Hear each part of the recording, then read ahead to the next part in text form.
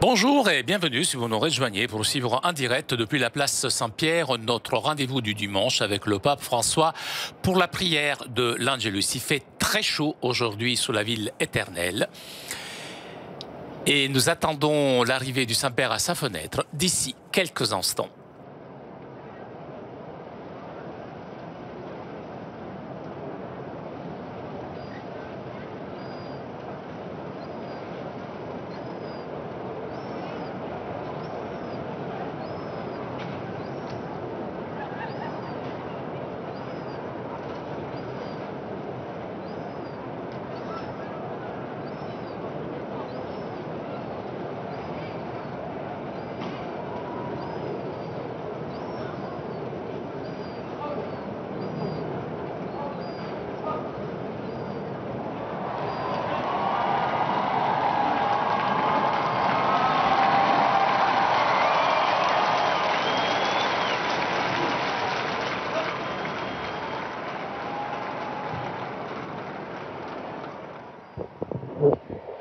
Cari fratelli e sorelle, buongiorno.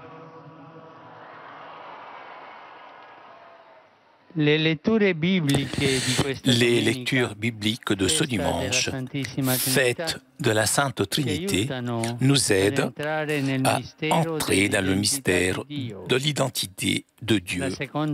La deuxième lecture présente les paroles de vœux que saint Paul adresse à la communauté de Corinthe. Que la grâce du Seigneur Jésus-Christ, l'amour de Dieu et la communion du Saint-Esprit soient avec vous tous. Cette bénédiction de l'apôtre est fruit de son expérience personnelle de l'amour de Dieu.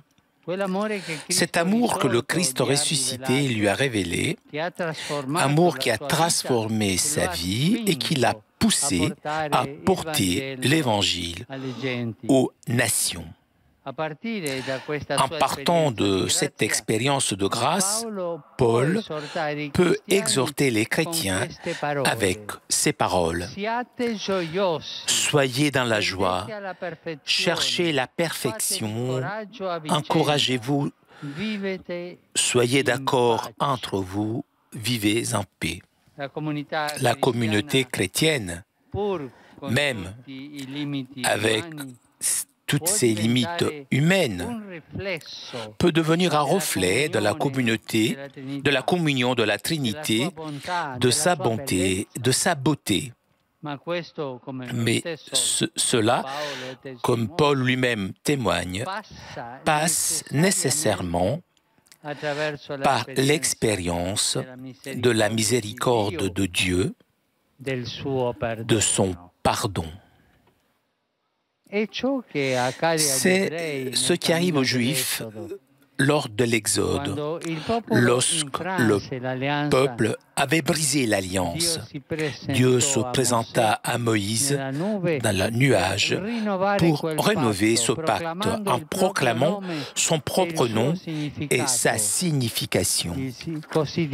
Il dit ainsi, le Seigneur, Dieu tendre et miséricordieux, lent à la colère, plein d'amour et de vérité. Ce nom exprime que Dieu n'est pas éloigné ni fermé en lui-même, mais est la vie qui veut se communiquer, c'est ouverture, c'est l'amour qui réhabilite, qui rachète l'homme de l'infidélité. Dieu est miséricordieux, tendre, plein de grâce, puisqu'il s'offre à nous pour combler nos limites, nos manquements, pour pardonner nos erreurs, pour nous reconduire sur le chemin de la justice et de la vérité. Cette révélation de Dieu est arrivée à son accomplissement dans le Nouveau Testament grâce à la parole du Christ et à sa mission de salut. Jésus nous a manifesté le visage de Dieu, un de la substance et trin dans les personnes. Dieu est tout et seulement amour, dans une relation subsistante que tout crée, rachète, sanctifie, Père, Fils et Saint-Esprit. Même l'évangile d'aujourd'hui met en scène Nicodème, qui, tout en occupant une place importante dans la communauté religieuse et civile de l'époque, n'a jamais arrêté de chercher Dieu. Il ne s'est pas dit « je suis arrivé ». Il n'a jamais arrêté de chercher Dieu. Et maintenant, il a perçu l'écho de sa voix en Jésus. Dans le dialogue nocturne avec le Nazaréen, Nicodème comprend enfin d'être déjà cherché et attendu de Dieu, d'être aimé personnellement par lui. Dieu toujours cherche le premier. Il nous attend, lui, le premier. Il nous aime, lui, le premier. Hein, c'est comme cette fleur, c'est comme ça qu'il dit le prophète, cette fleur qui fleurit avant toutes les autres fleurs. C'est comme cela que Dieu parle. Jésus, Dieu a tellement aimé le monde qu'il a donné son Fils unique, afin que quiconque croit en lui ne se perde pas, mais obtienne la vie éternelle. Mais c'est quoi cette vie éternelle? C'est l'amour démesuré et gratuit du Père que Jésus a donné sur la croix, en offrant sa vie pour notre salut. Et cet amour, avec l'action du Saint-Esprit, a diffusé une lumière nouvelle sur la terre et dans chaque corps humain qui l'accueille. Une lumière qui dévoile des coins sombres, les duretés qui nous empêchent de porter des bons fruits, les bons fruits de la charité et de la miséricorde.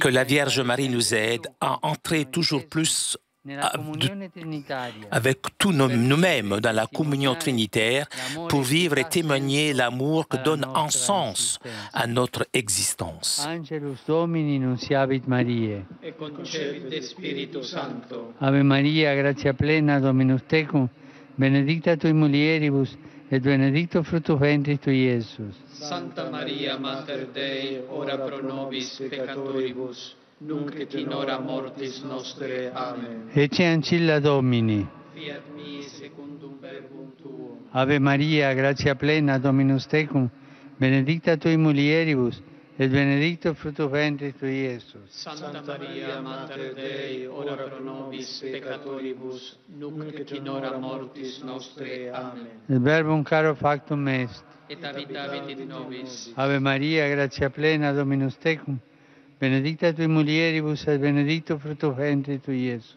Santa Maria, Mater Dei, ora pro nobis peccatoribus, nunc et in hora mortis nostre. Amen. Ora pro nobis, Santa Dei Genitris. Ut digni ficiamur promissionibus Christi. Gratiam Tuam quesumus, Domine, e mentibus nostris infunde, ut qui angelo nuntiante Christi Filii Tui incarnationem coniovimus, per passionem eius et crucem, a resurrectionis gloriam perducamur, per eundem Christum Dominum nostrum. Amen.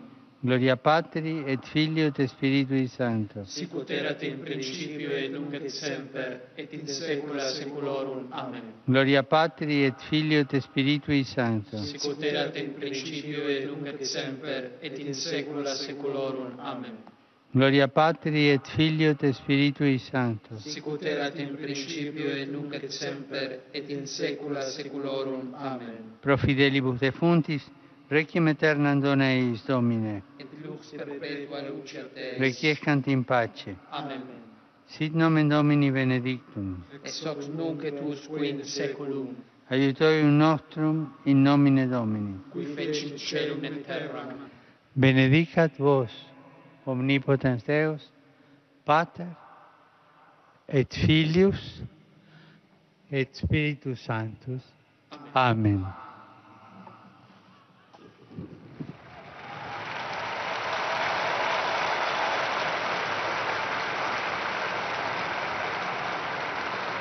Cari fratelli e sorelle, hier, à La Spezia, en Ligurie, a été proclamée bienheureuse Ita Lamel, qui a grandi dans une famille éloignée de la foi. Dans sa jeunesse, elle se professa athée, mais elle s'est convertie suite à une expérience spirituelle intense. Elle s'est engagée avec les catholiques universitaires. Elle est devenue donc une abbate bénédictine et a effectué un chemin mystique centré sur le mystère de la Sainte Trinité que nous célébrons aujourd'hui de façon spéciale. Le témoignage de cette nouvelle bienheureuse doit nous encourager au cours de nos jours à adresser souvent une pensée à Dieu, Père, Fils et Saint-Esprit, qui habitent dans la cellule de notre cœur. Je vous salue vous tous, chers Romains et pèlerins. Je salue les groupes paroissiaux, les familles, les associations, et je salue tout particulièrement les fidèles venus de Montpellier, de Corse et Malte et d'Italie. Je salue les fidèles venus de Padoue et de Norbello et les adolescents de Sassuolo. J'adresse une salutation spéciale à la communauté bolivienne qui vit à Rome et qui fête la Virgen de Copacabana. Je vous souhaite à vous tous un bon dimanche. Et s'il vous plaît, n'oubliez pas de prier pour moi. Buon pranzo et arrivederci. Bon déjeuner et au revoir. Chers amis, nous arrivons à la conclusion de notre liaison avec Rome. Prochain rendez-vous mercredi prochain. Alors, il est possible que l'audience se passe un petit peu plus tôt que 9h30 parce qu'il fait très très chaud à Rome. Donc, je vous donne rendez-vous mercredi prochain autour de 9h30 pour l'audience générale. Un grand merci à Pierre Cesbron qui était aujourd'hui à la technique. Merci aussi à nos amis d'Immédiat ainsi que CTV pour ces images. Je vous souhaite moi aussi une bonne pranzo et à très bientôt.